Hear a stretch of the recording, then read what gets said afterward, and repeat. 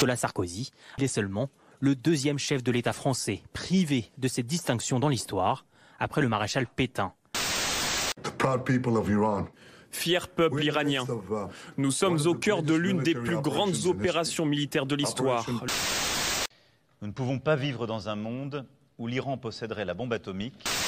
C'est le droit international qui n'a plus voix au chapitre au Moyen-Orient. Si vous voulez créer les conditions d'une désescalade, vous devez nommer le responsable et vous devez sanctionner le responsable. Enfin, Israël attaque le Liban, Israël attaque la Syrie, Israël est en train de commettre un génocide à Gaza.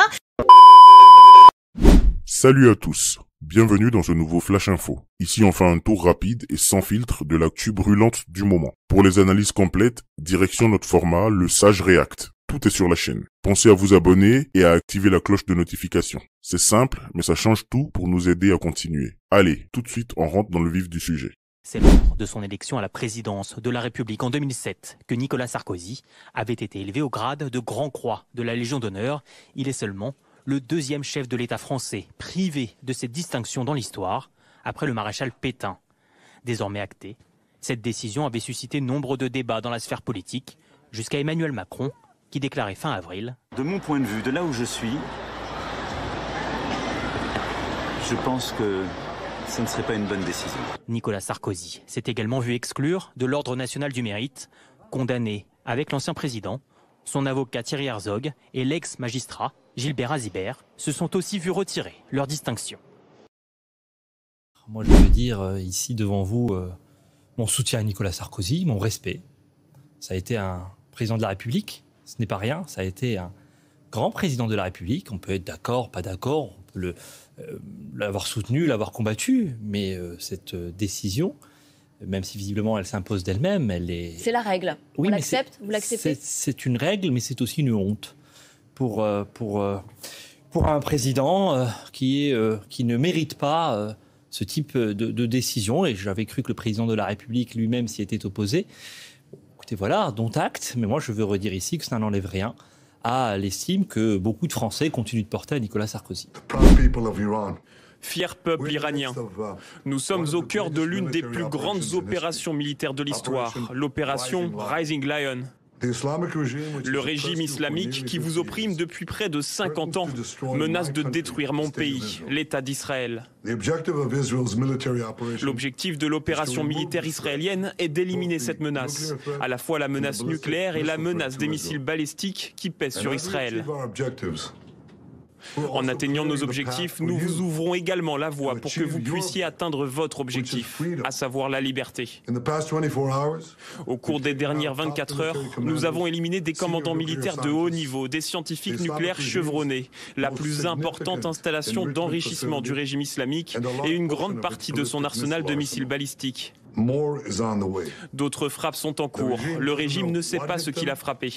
Il ne sait pas ce qui va l'atteindre. La nation iranienne et la nation israélienne sont de véritables amis depuis l'époque de Cyrus le Grand. Le moment est venu pour vous de vous unir autour de votre drapeau et de votre héritage historique en défendant votre liberté face à un régime malfaisant et oppressif. Il n'a jamais été aussi faible. C'est l'occasion de vous lever et de faire entendre votre voix. Femme, vie, liberté.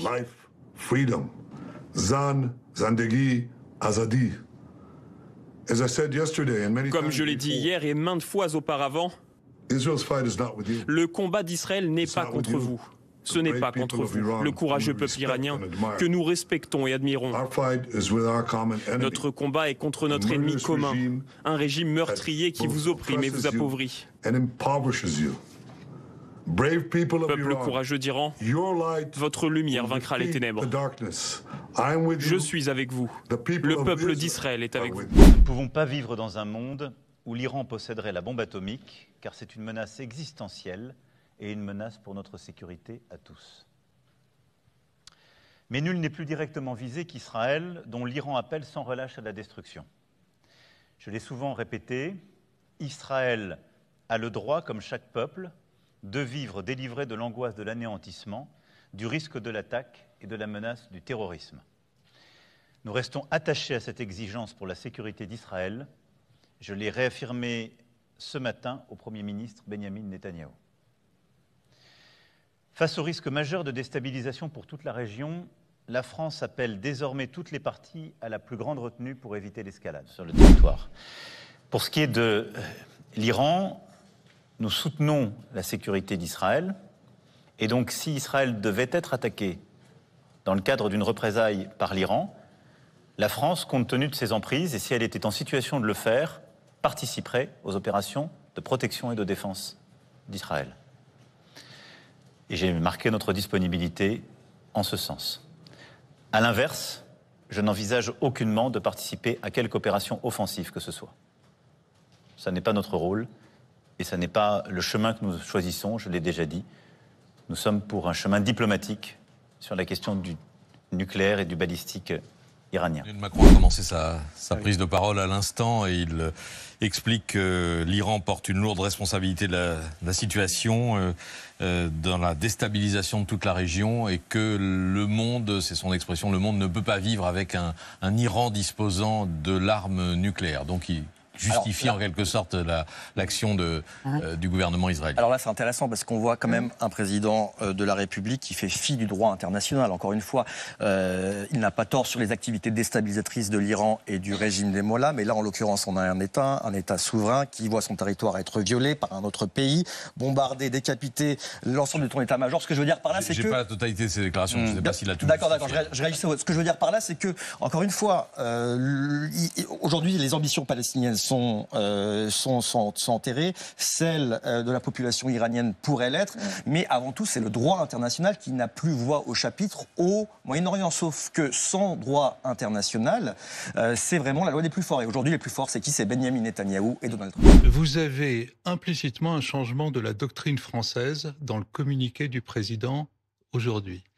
Alors il faudra qu'il le confirme, parce que je ne suis pas sûr que ça a été voulu. Que dit le communiqué? Israël a le droit de se défendre, et etc., etc. C'est très intéressant, Israël n'a pas été attaqué.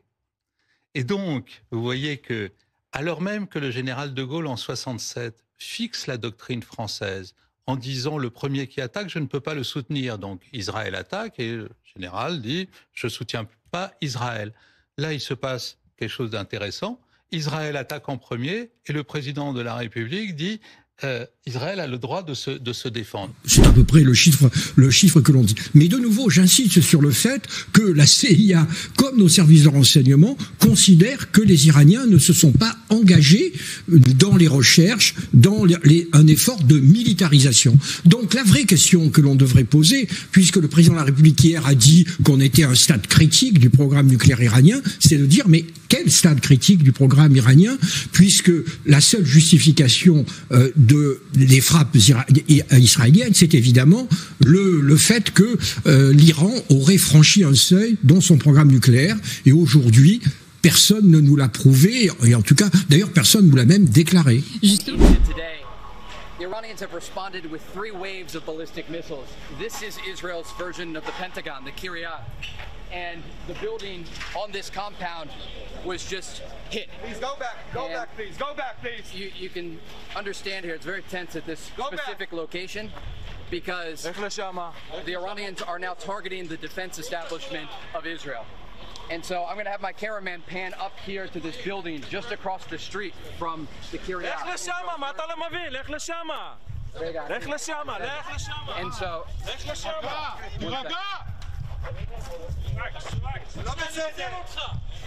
you can see it's very tense right here because, again, the Iranians were able to just strike a very significant target in Israel. As we move forward... Un quartier totalement rasé, des immeubles éventrés, des voitures enchevêtrées. Les frappes iraniennes sur la ville côtière de Batiam ont été extrêmement violentes. Nous avons ouvert des centres d'accueil pour les familles, pas loin d'ici pour les aider si elles sont à la recherche de proches. On parle de plus de 100 familles qui n'ont plus d'endroit où vivre en ce moment. Plusieurs personnes sont mortes et des dizaines ont été blessées, mais l'heure est toujours à la recherche de disparus. Nous pensons qu'il y a encore des personnes qui manquent à l'appel. C'est pourquoi les premiers secours travaillent avec les autres agences pour identifier et sauver tous ceux qui pourraient encore être là-dessous. Malgré l'intensité des frappes, certains immeubles sont encore debout. À l'intérieur, tout a été soufflé.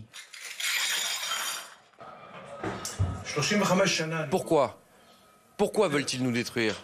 Pourquoi? Qu'avons-nous fait? Croyez-moi, nous n'avons rien fait à personne. Je n'ai toujours pas pleuré. Nous avons été sauvés par un miracle. Nous étions dans l'abri.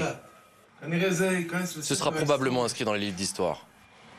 Les dégâts matériels et humains sont donc considérables et le bilan pourrait encore s'alourdir au cours des prochaines heures. Vous dites que l'attaque israélienne est injustifiée. Est-ce que vous condamnez également la riposte iranienne sur Israël? Mais moi, je fais part de mon soutien, de ma solidarité, de ma compassion pour toutes les personnes civiles qui ont été frappées, qu'elles soient iraniennes ou qu'elles soient israéliennes. Et c'est la raison pour laquelle, évidemment, que la solution est une solution de paix.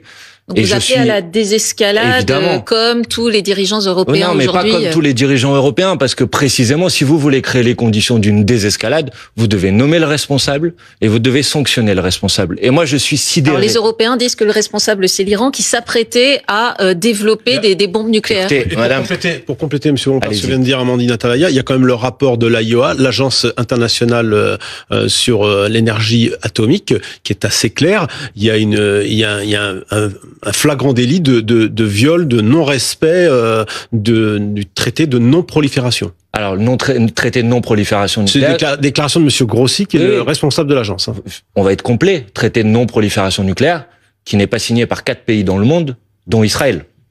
Vous êtes au courant? Oui, mais je vous le dis quand même. Parce que là, vous êtes en train de reprocher à un pays de ne pas respecter un traité. Est-ce que ça justifie que l'Iran développe? Ça ne justifie rien, mais je crois utile de rajouter cette précision. Attendez, mais c'est quand même dangereux le nucléaire, monsieur. Je vais venir sur cette question. Moi, je suis évidemment pour que la France, je suis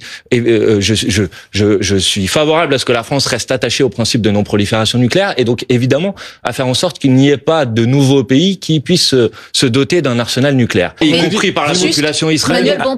Je reviens à ma question initiale à laquelle vous n'avez donc pas répondu. La riposte iranienne est donc à vos yeux légitime. Mais non, mais vous ne la condamnez pas. Mais moi, je ne suis pas d'accord avec le fait qu'on règle les conflits par la force. Donc, je ne suis pas d'accord avec le fait qu'Israël attaque l'Iran. Et je ne suis pas d'accord avec le fait. Évidemment que je ne suis pas d'accord avec le fait qu'on bombarde des civils, madame. Donc je sais pas comment je peux être plus clair que ça. Mais donc je demande qu'on mette l'ensemble des partis autour de la table. Donc je demande que la France, plutôt que de venir apporter son soutien à Benyamin Netanyahou, convoque une réunion du Conseil de sécurité de l'ONU pour qu'on trouve la solution immédiate pour mettre fin à cette escalade et à cette surenchère. Donc je demande qu'en France, l'Assemblée nationale puisse être saisie pour qu'on puisse avoir un débat là-dessus. Monsieur Bompard, je voulais juste reprendre un mot que vous venez de prononcer. Selon vous, ce qui se passe, c'est une guerre de diversion que mène Benjamin Netanyahou? C'est une opération. Le timing, je pense, est assez évident. C'est à la fois pour escamoter les négociations qui devaient reprendre aujourd'hui sur le nucléaire iranien. Et je pense et ceci est assez largement documenté, y compris dans la presse israélienne. Vous savez, le premier ministre Netanyahou est aujourd'hui de plus en plus contesté, aujourd'hui en Israël, et il n'a trouvé pour se maintenir au pouvoir qu'une fuite en avant militaire en frappant l'ensemble des pays autour de lui. Donc oui, je pense que il y a une forme d'opération de diversion dans cette opération qui a été menée par l'armée israélienne contre l'Iran il y a quelques jours. Position vis-à-vis d'Israël. Oui, c'est-à-dire que l'Israël, on la laisse avoir l'arme nucléaire, d'être en dehors des traités internationaux, et on considère qu'elle est attaquée là aujourd'hui. Emmanuel Macron. Non, ce que je veux juste dire, c'est que Emmanuel Macron. On comparait quand même Israël à la République islamique d'Iran. Ah bon? Pourquoi? Non. Alors là, moi, je vois pas. Excusez-moi, moi, je ne vois pas. Je ne fais pas de. Je ne fais pas. Aujourd'hui. Je vois très bien où vous voulez en venir. On peut discuter de la conduite de la guerre à Gaza. On peut parler des dérives, de la dérive populiste du gouvernement israélien, ce que vous voulez. Oui. Très bien. Voilà, l'extrême droite. Dites-le. Mais ça n'empêche pas que l'essence même de ce pays est celle d'un pays démocratique, plutôt occidental ou occidentalisé. Mais ça m'est égal. Occidental, c'est pas une valeur. Occidental, ce n'est pas une valeur. Quand vous dites que ce sont des valeurs. Alors, de quoi parle-t-on quand on parle de valeurs?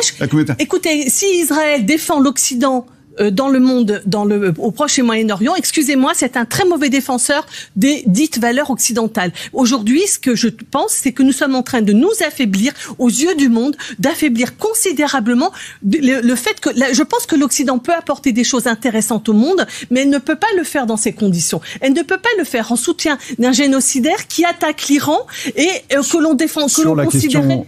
Sur la question du nucléaire iranien, il y a un consensus international et comme Terminez votre phrase. Un consensus international sur quoi? Sur le fait que l'Iran doté de l'arme nucléaire... Il ne l'a pas. Il ne l'a pas. Vous venez d'entendre des spécialistes. Et Israël l'a. Par contre, Israël a l'arme nucléaire. Oui ou non? Israël ne reconnaît pas le traité de non-prolifération des armes nucléaires. Oui ou non? Israël se met en dehors des traités internationaux sur le nucléaire. Oui ou non?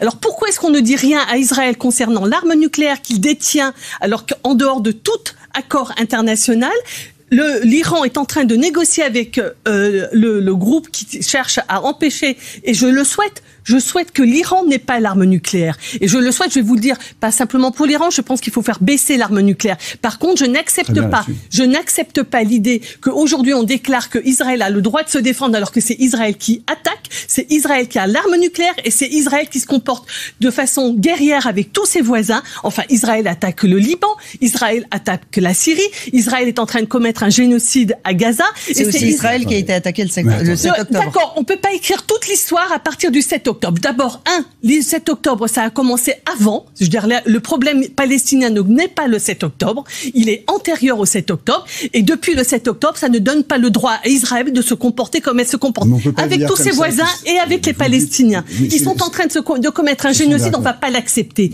On ne peut pas l'accepter. Nous ne sommes pas en train de devenir des rhinocéros. Moi, je ne veux pas devenir un rhinocéros. Je ne vais pas accepter de devenir quelqu'un qui soutient un régime génocidaire et qui est en train d'accepter que Israël fasse régner son ordre guerrier partout. Il ne s'agit pas d'ordre, on est dans un... Justifié d'aller bombarder le sud de Beyrouth. Aujourd'hui, je vous parle en termes... Pardon, on va baisser d'un ton. Je suis désolée, on va baisser d'un ton, on va revenir... On ne peut pas accepter que Israël conduise la guerre partout autour d'elle. On va revenir juste sur les faits, sur l'attaque massive d'Israël. Merci d'avoir suivi ce Flash Info jusqu'au bout. Si tu veux creuser les sujets en profondeur, la dernière vidéo Le Sage React t'attend juste ici à l'écran. Un like, un partage ou un commentaire, c'est un vrai coup de pouce pour faire vivre la chaîne. À très bientôt pour un nouveau décryptage sans filtre. Like la vidéo.